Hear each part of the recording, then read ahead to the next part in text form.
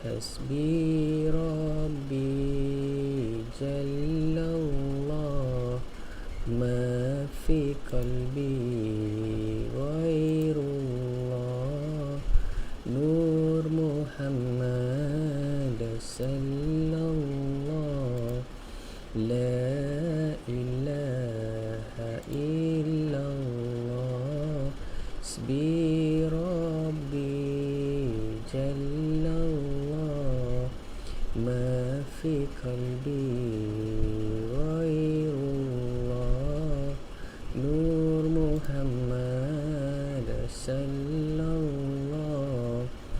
La ilaha illallah Hasbi Rabbi Jallallah Ma fi qalbi Ghairullah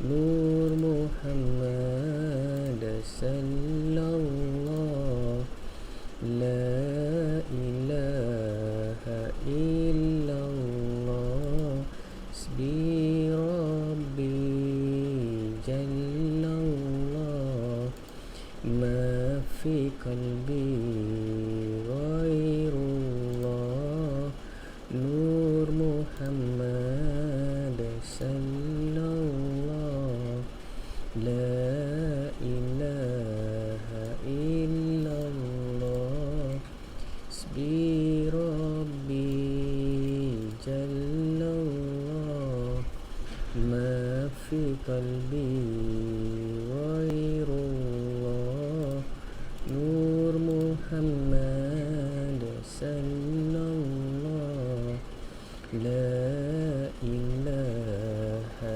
illallah Hasbi Rabbi Jallallah Ma fi qalbi Ghairullah Nur Muhammad Sallallahu La ilaha illallah Bismillahirrahmanirrahim Alhamdulillah Rabbil Alamin Wassalatu wassalamu ala ashrafil anbiya wal mursalin Wa ala alihi wa sahbihi ajma'in. Alhamdulillah, selamat bertemu kembali dalam pembacaan kitab kita, buku Ikon Rijal tulisan Dr. Umar Muhammad Nur, seorang pensyarah kuliah hadis di USM dan juga guru kepada saya, insya-Allah. Bagaimana hari ini tuan-tuan? Alhamdulillah, sihat belaka insya-Allah. Mudah-mudahan hari ini lebih baik daripada hari semalam dan insya-Allah kita berazam untuk menjadi hamba Allah yang lebih baik daripada hari-hari yang sebelum ini, insya-Allah. Ada yang berpuasa hari ini? Alhamdulillah, hari ini hari Khamis 9 hari bulan April 2020 Masihi, bersamaan dengan 15 Syakban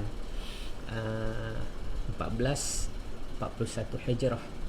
InsyaAllah kita tinggal kurang lebih dalam 2 minggu atau 14-15 hari lagi untuk menyambut Ramadan. Dan mudah-mudahan Ramadan tahun ini adalah Ramadan yang terbaik buat kita juga, insya-Allah. Baik, meneruskan pembacaan kitab kita pada hari ini, kita akan membaca ikon yang ke-10, iaitu Imam Junaid Al-Baghdadi. Kita ada 30 ikon kesemuanya, 30 ulama yang dimuatkan di dalam buku ini. Dan insya-Allah hari ini kita akan baca ikon yang ke-10. Sekiranya kita berjaya menghabiskan pembacaan ikon yang ke-10 ini, bermaknanya tuan-tuan dah menghabiskan 10 ulama bersama saya, dan kita ada baki lagi dalam 20 ulama lagi untuk kita berkenal-kenalan dengan para ulama ini, insya-Allah. Ada peribahasa atau simpulan bahasa mengatakan bahawa kalau kita nak jadi orang yang baik, maka kita duduk dengan orang yang membuat minyak wangi. Dan kalau kita nak kalau duduk dengan orang kurang baik, maka seperti duduk dengan orang yang menempa besi, insya-Allah. Okey. Terima kasih kepada semua yang join. Abang Tamizi, Assalamualaikum. Mungkin Abang Tamizi boleh share dalam grup pergerakan, insya-Allah, sahabat saya daripada pergerakan. Saya baca dulu untuk bab hari ini. Junaid Al-Baghdadi, kepentingan guru dan mentor. Suatu hari aku pergi ke pasar Rahabah untuk satu hajat. Abu Amr bin Ulwan bercerita, Rahabah adalah sebuah tempat negeri Syam. Di tengah perjalanan aku melihat satu rombongan sedang mengiringi jenazah. Aku pun pergi bersama mereka untuk mensolatkannya. Selepas itu aku bersama orang lain menghantar jenazah itu hingga selamat dikuburkan. Di tengah perjalanan balik, aku secara tidak sengaja terpandang seorang perempuan yang tidak bertudung. Aku segera menundukkan pandangan lalu beristighfar. Apabila pulang ke rumah, isteriku berkata, "Mengapa aku melihat wajahmu menjadi hitam?" Aku segera meraih cermin. Benar, wajahku menjadi hitam. Aku lantas memeriksa hatiku, dosa apa yang telah aku lakukan. Aku segera teringat perempuan yang aku lihat secara tidak sengaja tadi. Aku lalu menyendiri dalam satu tempat. Aku terus beristighfar dan memohon ampun sebanyak 40 kali. Tiba-tiba hatiku berbisik, "Pergilah ke rumah gurumu, Syekh Junaid. Beliau adalah penghulu ulama zuhud di Baghdad, Abu Al-Qasim Al-Junaid Al-Baghdadi." Aku lalu bertolak ke Baghdad. Setiba di rumah Al-Junaid, aku mengetuk pintu. Terdengar suara dari dalam rumah, "Masuklah wahai Abu Amr. Engkau melakukan dosa di Rahabah tetapi ingin agar kami beristighfar untukmu di Baghdad." Masya-Allah tuan-tuan, lihat seorang guru yang tinggi makamnya. Dia tahu anak murid dia datang berhajatkan sesuatu, sedangkan anak murid dia ni tinggal di Rahabah. Rahabah ni di mana tuan-tuan? Rahabah ni sebuah negeri di Syam. Dan Imam Al-Junaid ni duduk di Baghdad. Dalam perjalanan jauh macam tu, anak murid dia baru sampai, tak masuk pun dalam rumah lagi. Imam Junaid kata apa? "Kau melakukan dosa di Rahabah, tapi nak ahli Baghdad yang mengistighfarkan kau." Dan teruskan lagi, insya-Allah. Kepentingan guru. Kisah ini berkaitan dengan karamah. Karamah ni adalah kelebihan, ya. Al-Junaid Al-Baghdadi, beliau mengetahui apa yang berlaku pada muridnya walaupun terpisah oleh jarak ratusan kilometer. Masya-Allah. Inilah kelebihan yang Allah bagi kepada orang-orang yang sentiasa dekat diri kepada Allah, yang hatinya bersih dan tidak tercela dengan segala maksiat ataupun dosa. Beliau adalah Abu Al-Qasim Junaid bin Muhammad Al-Baghdadi, guru besar ahli tasawuf sekaligus ahli fiqh yang ulung. Kerana kecerdasannya, beliau telah diizinkan berfatwa apabila berusia 20 tahun. Pada zaman beliau, tiada yang menyamai beliau dalam kesolehan dan kezuhudan. Beliau pernah berkata, "Ilmu kami tasawuf terikat dengan Al-Quran dan As-Sunnah. Siapa yang tidak menghafal Al-Quran, membaca hadis dan mendalami fiqh, maka dia tidak boleh dijadikan panutan dalam ilmu." Karamah para wali adalah satu hakikat. Tiada yang mengingkarinya selain Mu'tazilah dan yang sefahaman dengannya. Namun pada masa ini saya bukan hendaklah berbincang tentang karamah. Siapa yang berminat, sila rujuk buku saya yang bertajuk Aqidah Ahli Hadis. Pada kali ini saya akan berbincang tentang kepentingan seorang guru bagi pembentukan sasiah murid. Sehebat apapun anda tetap memerlukan bimbingan. Sebijak apapun anda, banyak lagi perkara yang belum anda kuasai. Justru dapatkanlah seorang guru ataupun mentor. Dengarkanlah kalam nasihat beliau. Kepentingan seorang guru disebut oleh Imam Ahmad apabila beliau selalu menyebut dan mendoakan Imam Syafi'i setiap malam. Anak Imam Ahmad bertanya, "Wahai ayahku, siapakah Al-Syafi'i? Aku sering mendengar engkau berdoa untuknya." beliau berkata, wahai anakku, Al-Syafi'i adalah ibarat matahari untuk bumi, ibarat kesihatan untuk manusia. Adakah ganti yang lebih baik daripada kedua-dua perkara ini? InsyaAllah. Imam Ahmad dalam buku ni, Dr. Umar kata, Dr. Umar nukilkan, Imam Ahmad selalu mendoakan guru dia Imam Syafi'i. Jadi anak dia selalu tanya kepada dia, kenapa engkau selalu mendoakan Imam Syafi'i ni? Siapa Imam Syafi'i ni? Jadi Imam Ahmad kata, Al-Syafi'i ini ibarat matahari untuk bumi, ibarat kesihatan untuk manusia. Jadi Imam Syafi'i ni kira penting lah tuan-tuan. Soalannya, berapa kali kita doakan guru-guru kita? Berapa kali kita selalu mengucapkan ucapan yang baik-baik untuk guru kita? Sebab kerana ilmu mereka, hari ini kita jadi orang yang terdidik, yang boleh menilai baik dan buruk, yang boleh mengenal dosa dan pahala. Ini adalah jasa-jasa guru kita. Kalau di benda tempoh PKP ni, kalau teringatkan guru, bolehlah WhatsApp guru, tanya kesihatan mereka dan sebagainya. Teruskan lagi, latih diri menerima nasihat. Dalam hidup ini, saya telah berjumpa ramai manusia, antaranya seorang pemuda yang kreatif dan cergas. Setiap tugasan yang diamanahkan kepadanya dapat dilaksanakan dengan baik. Sayangnya, dia terlalu angkuh menerima teguran. Nasihat diterimanya sebagai celaan, kritikan dilihat sebagai tuduhan. Saya faham mungkin kerana darah muda, akan tetapi jika dia tidak segera memperbaiki diri, sifat seperti ini satu hari boleh menghancurkan dirinya sendiri. Manusia yang paling sempurna adalah manusia yang menyedari bahawa dirinya tidak sempurna. Sebab kekurangan adalah sifat yang paling zahir dalam diri manusia, agar hatinya selalu terpaut kepada yang maha sempurna. Jika kita sedar bahawa diri ini penuh dengan kekurangan, maka mendengar nasihat adalah cara terbaik untuk meningkatkan diri. Justru jangan musuhi orang yang memberi nasihat. Sebaliknya, berterima kasih kepada orang yang memberi nasihat. Diriwayatkan bahawa Umar bin Al-Khattab pernah berkata, semoga Allah merahmati orang yang menghadiahkan kekurangan diriku kepadaku. Maksudnya, memberitahu beliau kekurangan yang terdapat dalam diri beliau untuk diperbaiki. Seringkali kalau kita dengar orang nasihatkan kita, kita rasa panas telinga.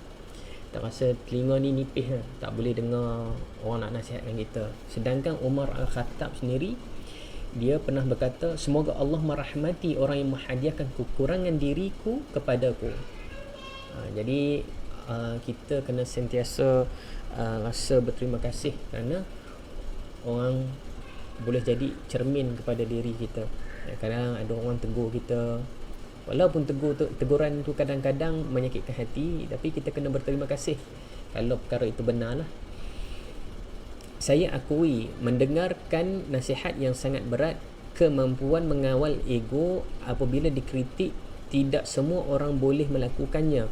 Jiwa kita lebih menyukai sanjungan berbanding kritikan. Padahal sanjungan sangat berbahaya kerana dapat menghambat perkembangan diri.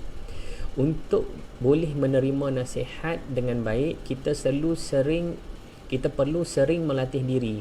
Saya cadangkan paling kurang seminggu sekali kita duduk di dalam majlis ilmu sebagai pendengar, bukan sebagai pembicara.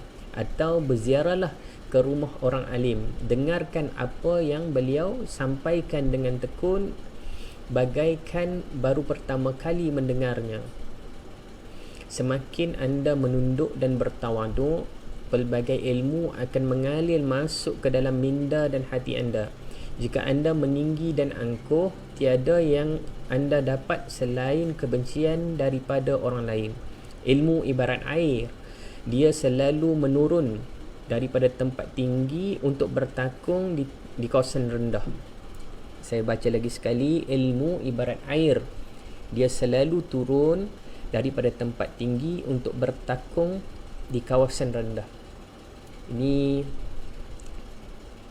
satu analogi ya tuan-tuan.